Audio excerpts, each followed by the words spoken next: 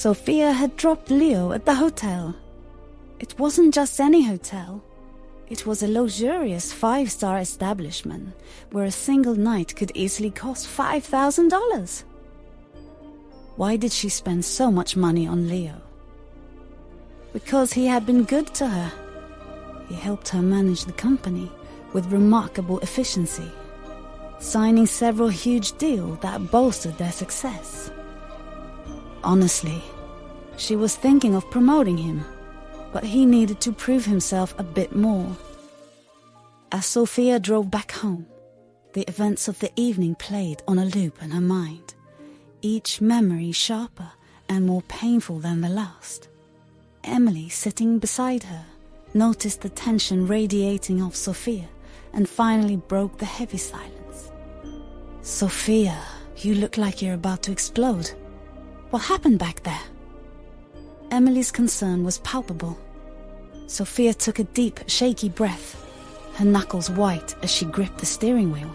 "Emily, you won't believe it. While I went to use the restroom, I ran into Michael and Adriana. And guess what? They're married. I can't believe what they did to me. They got married. Don't they have a conscience?" Emily's eyes widened in shock.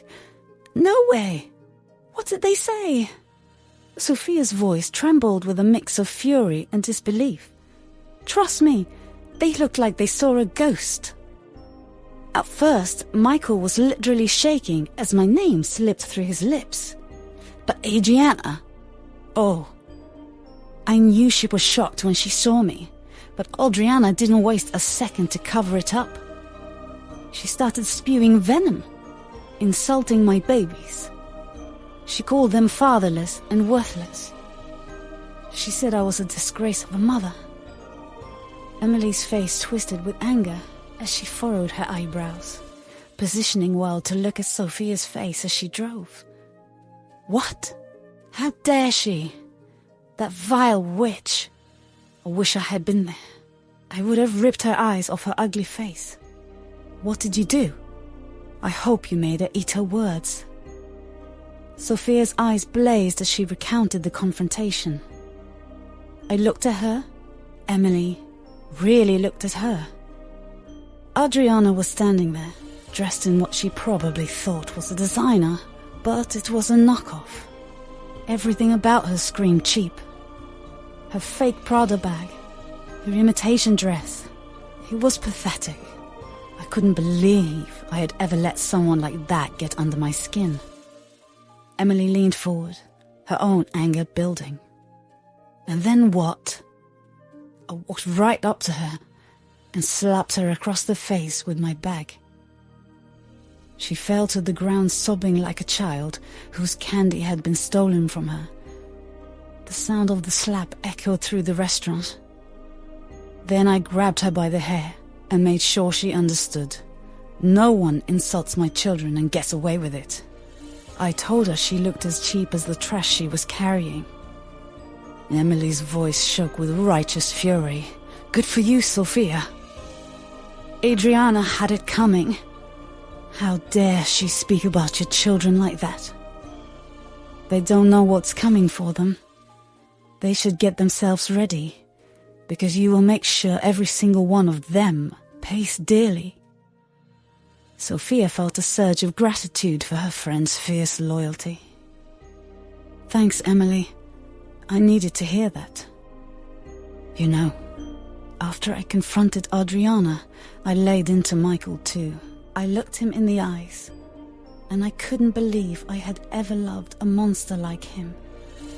It was like my heart had turned to steel. The only thing I could think of was making him suffer until he begged for mercy. "They've crossed the line, Sophia." Emily's voice cut through the tension like a sword. Her eyes blazed with a mixture of anger and determination. "They took everything from you, and now they have the audacity to insult your kids. We need to make them pay. Every single one of them will regret ever messing with you." Sophia felt Emily's words resonate deep within her.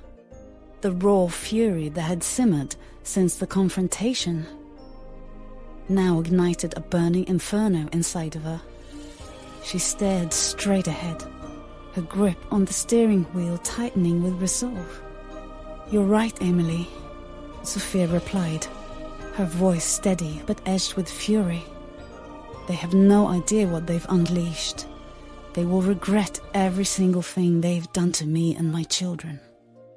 Later that day, Sophia made some significant decisions. "I think it's time for you both to go to regular school," she said gently to Finn and Quinn while they played with their toys. "You'll make new friends and have more opportunities to learn and grow." "Why, Mummy?" Finn asked, his brow furrowed in confusion. "I like being homeschooled. I don't want to go to regular school."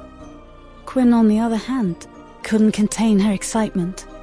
She started jumping around, clapping her hands. "Gay, I can't wait to meet new friends and learn new things."